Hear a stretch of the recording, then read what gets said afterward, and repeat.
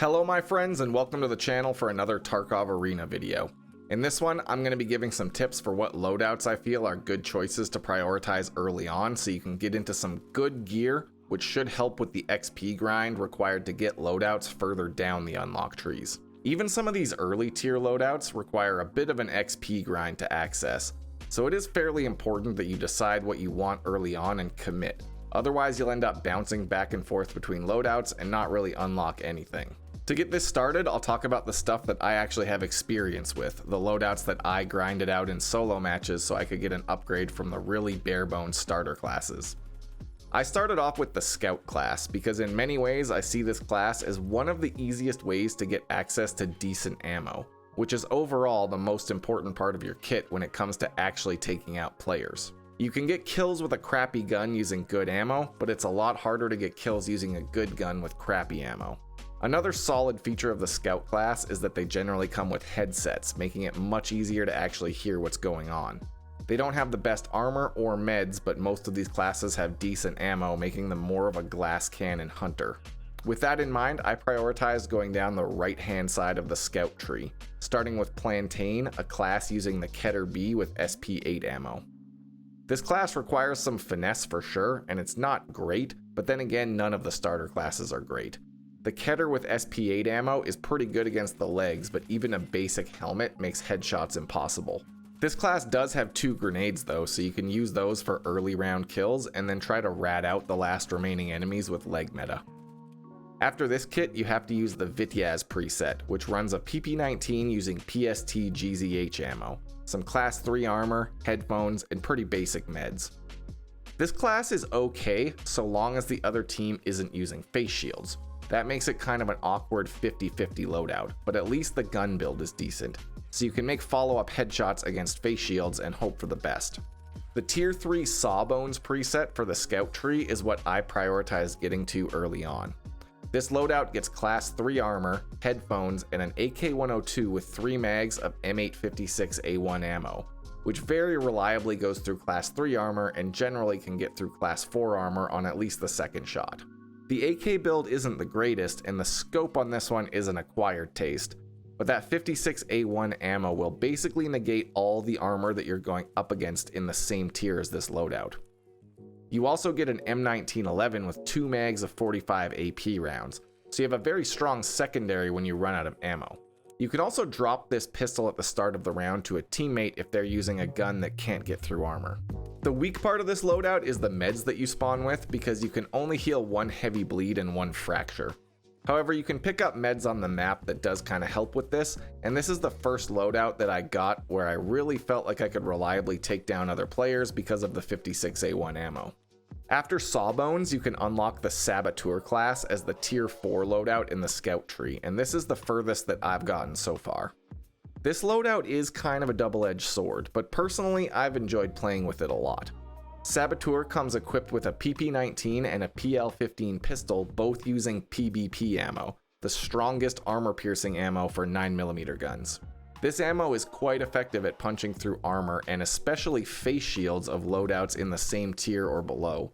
And the PP19 build is actually quite good with low recoil and a suppressor so there's no muzzle flash. While you do get to benefit from pretty good ammo, this loadout comes with a class 4 armor at around 50% durability, so you aren't very well protected. I think this is kind of an awkward balancing choice, but I guess BSG really felt that giving you this ammo had to come with a downside. Another pretty strong weak point of this class is that you don't get any painkillers, so if you lose your legs, you're in for a rough round. However, to balance that out, you actually get really good healing meds. You get a full Salua kit, a full K-Lock, 2 splints, and an ETGC stimulant, which gives you 60 seconds of very powerful health regeneration. You kind of have to prioritize picking up the painkillers that spawn on the map or asking your team for extra PKs at spawn. But if you play this loadout well, you can get some easy kills with the AP ammo, and you can recover from damage really fast by using the stim and the high quality meds. Using this kit unlocks the Weaver preset next, which gets an AK-74U with almost best in slot attachments and 545 BS ammo, which should basically make armor a non-issue. While I did the right hand side of the Scout path, the left hand path has just as many good kits with armor piercing ammo. especially the one with the SCAR and the M995 rounds. Next up, we're going to take a look at the CQB class, which is one that I've played up to tier 3, and then I swapped over to the Scout. CQB classes get better armor than most others, but they also have overall weaker ammo types. This class is tricky because some of the higher tier loadouts are really strong, but some of the mid-tier loadouts will really struggle against other players with good armor. I started off down the left-hand unlock tree with the Raider class using the AKS-74U, and then I got the Blackjack class with the 100-round M4. The Raider class has a pretty good weapon build, but the ammo really sucks and the armor isn't that great. Blackjack is a pretty powerful class against other low-level kits, but then it quickly becomes kind of useless against other players with good armor. I think the loadout for Blackjack really does mop the floor against anyone else using a tier 1 or 2 kit, and the 100-round mags actually kind of rock in Arena because you don't have to pause to reload, so you can be really aggressive. However, the M4 build kind of sucks and the ammo's not really that great. I think this tree overall does have some really good loadouts much further down, but it's gonna be a long grind to the Zenith loadout, which gets the Alton and a nice AK with BT ammo. On the right hand side for the CQB loadouts, we have a pretty good selection, and I think this might be the next one that I start to grind out. You have to struggle through with the PPSH to start, and then unlock Tacticool, which has a decent MP5 build and some class 4 armor, but it uses green tracer ammo, which does suck against armor. After this, you get Bromine, which has class 5 armor, a class 4 helmet, and a face shield, and it has a really solid G36 build, but again, it gets stuck with M856 ammo, which is really not that good against armor. I have seen people mopping the floor with the Bromine loadout though, so obviously it has potential, especially if you can hit your headshots. The real highlight of this tree for me is after Bromine, the Cavalier loadout. This one gets a class 6 chest armor, a class 4 helmet with a face shield, and an MPX with 50 round mags of PBP ammo. The build for the MPX is pretty good, so you should have a low recoil, high fire rate, armor penetrating machine with this build, and I think it will be pretty amazing on the small arena maps. Next up we have the Assault class, and I haven't really tried this one, so I just have a few suggestions here. First up we have the Stiletto loadout, which is tier 3 on the right hand tree. This class is already pretty well known because it has AP-20 ammo in the shotgun, and AP ammo in the pistol as well. So at tier 3 it has 2 ammo types that are really going to wreck armor.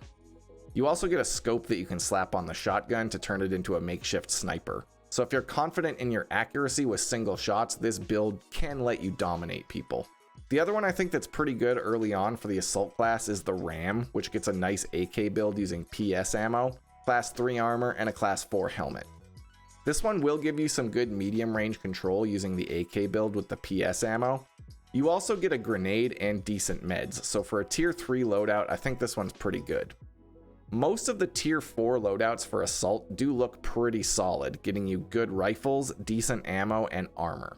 So if you make it past tier 3 on either side of the tree, you should be onto some great kits with this class. Finally, we have the Marksman class, and for this one, I think most players should probably stick to the left-hand path with the DMRs.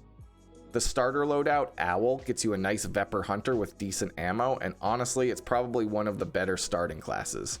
After this, you get Cowboy, which is kind of an awkward one. You get an M1A, which is a great gun, but it has bad ammo and only 10 round mags, and some people really don't like this scope.